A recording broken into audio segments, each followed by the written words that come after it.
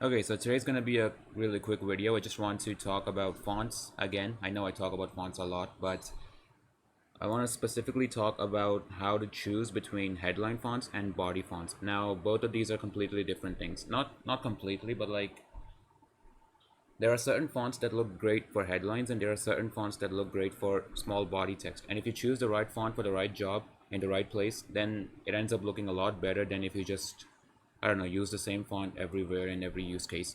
So that's what we're going to talk about. We're going to talk about how to pick the right fonts for the right job so that our design looks a lot better than it normally would. The main thing here is to not use headline fonts for body text because that will just kill your readability.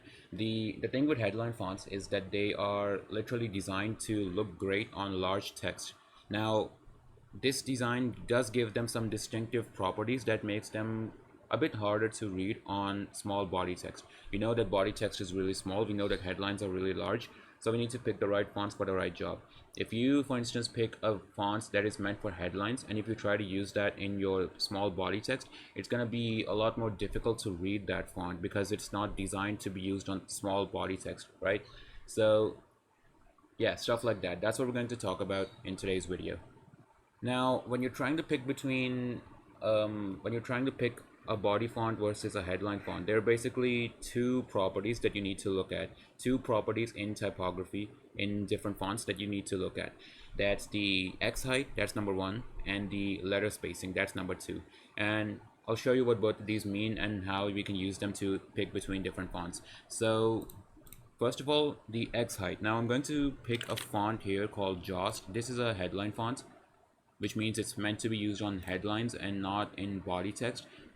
The X height, let's talk about the X height. The X height is basically the height of the lowercase x. So if I have some, I don't know, some text here, like this is some text. If I have this over here and I go down to the regular 400 font weight, the height, sorry about that, the height of this X character is what's the X height. All right, the lowercase x. Now, why is this important, especially in choosing fonts? Because when it comes to small body text, we want to have a taller X height, as that makes it a lot easier to read that text. But when it comes to large headlines, right? Headlines are already very large. We don't need to worry about readability when it comes to really large headlines. So what we can do is we can use a font with a smaller X height, something like Jost right here. Now, this is meant for headlines, right? So it has a smaller X height. If I showed you a different font, let me open up another page here and let's look at something like Montserrat. So this is a body font and you'll notice that it has a lot taller X height. If I have the same text here, let's say it says some text and I go down to the regular 400, you'll see that the X height is a lot bigger over here. And I'll just show you both of these side by side as well, so you can compare these as such. There we go. Let me also make sure that the text is the same. Yep, 48 pixels here, 48 pixels here. So it's the same text, same font weight, everything. But you'll notice that the X over here is just larger than the X over here, right? And the reason for that is Jost, this font is meant for headlines, which is why it has a smaller X height. Whereas Montserrat over here, this has a taller X height, and that's because it's meant for body text.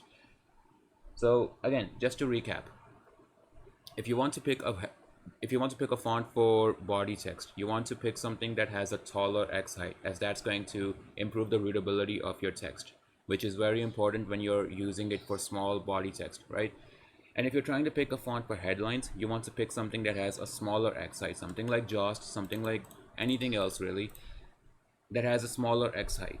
And you need to do this because it's just going to look a lot better, because headline text is really large, so we need to have a smaller X height there, and that just looks a bit better, right? So that's how we can use X height to pick better fonts. Now let's talk about letter spacing. So letter spacing, as you probably already know, is the space between each letter in a font, right? Now, if you've done some sort of coding or designing in CSS or Figma or anything like that, you'll know that we can actually tweak the letter spacing of each character on our own, right? So CSS has a property letter spacing that we can use to differentiate between, to deliberately change the value of the letter spacing in our font, right? But every font also has its own intrinsic letter spacing that's literally baked into the font, right? So if I show you these fonts again, you'll see that let me line this up as well. You'll see that the text over here in Jost, which is meant for headlines, is a lot tighter, whereas here in Montserrat, which is a body font, the text is a lot wider. Like there is a lot more letter spacing between each font, right? You can see that it actually takes up much more space as well, right? Like, see this Montserrat text, it takes up a lot more space, which means that characters are a lot wider. There's a lot more letter spacing in them, and that is why it's good for body text. Whereas the same thing over here in Jost, it's a lot tighter, the characters a lot more tight together, right? So it has a lot less letter spacing than Montserrat, which is great for headline text. Now, why is this the case? Well, this is because when it comes to small body text, we want to have a wider letter spacing, and this just makes it easier to read that text, right? It's small text, we want to keep the readability really good, and the way we can do that is to have wider letter spacing. It just makes the words a lot easier to read. Now when it comes to large headlines, again, they're really large, very easy to read. We don't need to worry about the letter spacing there. We can actually use a tighter letter spacing there, and that just makes it look a bit better, right? So that's how we use letter spacing to pick fonts between headlines and body text. Tighter letter spacing, the words are, or the letters are a lot more mushed together. That looks much better on headlines, on large headline text. Wider letter spacing, and that's just great for body text because body text is really small. We want to improve the readability of that small body text as much as we can, and wider letter spacing is going to help us do that. So that's basically how you can pick between headline fonts and body fonts. The X height, you need that, and also the letter spacing. So just a quick summary of everything we talked about. So when we're trying to pick a font for headlines, we want to have a short X height and we want to have tighter letter spacing. But when it comes to body text, when we want to pick a font for body text, then we want to have wider letter spacing and a taller X height. And that's just some basic readability rules that's going to help improve the readability of our text and just make it look a lot better, right? So that's how you pick fonts between headlines and body text. Now, this video wouldn't be complete if I also didn't talk about display fonts. So display fonts are basically just headline fonts. They are literally only meant for headline fonts, and they have some really striking visual characteristics, right? And these characteristics look really great on large headline text, but when it comes to small body text, it just makes the text completely unreadable. So display fonts are meant only for headlines. Now I'll show you some examples of what I mean here. I can go to the filters and I can use any of these really. All of these are display fonts in some way. Maybe something like this, and I'll close this other tab. You can see that these fonts are really like weird in a sense, right? Like they're meant only for large headlines. Why? Because they're hard to read, right?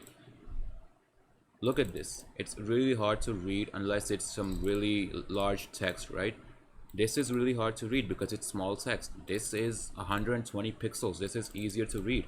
So display fonts are only meant for large headlines. If you want to make your headlines look a bit like just more well designed, like if you want to make it look like you really pay attention to the details, then you can try using a display font.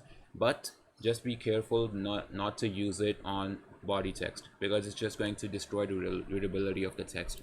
Just imagine using some font like this on small body text, which is literally 16 pixels, right? Something like even less than this, right? It's just going to be impossible to read. I can show you a couple other fonts that are meant for displays as well, but yeah, something like this as well. This could look great on headlines if you're building some sort of a playful kind of kids website or something, but it's not going to look great on body text. I can shorten the text again. It's just really hard to read, right? So just be careful with that. Do not use display fonts which are only meant for headlines. Do not use them on body text. It's just going to destroy the readability of your text. Only use them for headline text, large headlines where the text is just going to be so large that these fonts aren't going to hinder the readability, right? But yeah, that's about it. So just a couple basic rules for picking better fonts, especially for headlines and body text. Don't overcomplicate it. It's just really basic rules. Follow the X height, follow the letter spacing, and just pick great fonts. You don't need to overcomplicate it. If you just follow everything that we talked about in this video, you're already ahead of most designers just like that. So yeah, don't overcomplicate it. Follow the simple process, and that's about it. Like, subscribe, and if you want to work with me or something, then check out my website. The link will be in the description. If you want to improve your design skills or something, I have a free book on design, which is just all of my experience building websites, and I just shoved all of the knowledge I have into that book. If you can check that out as well. It's completely free. Yeah, that's about it. Thanks for watching. See ya.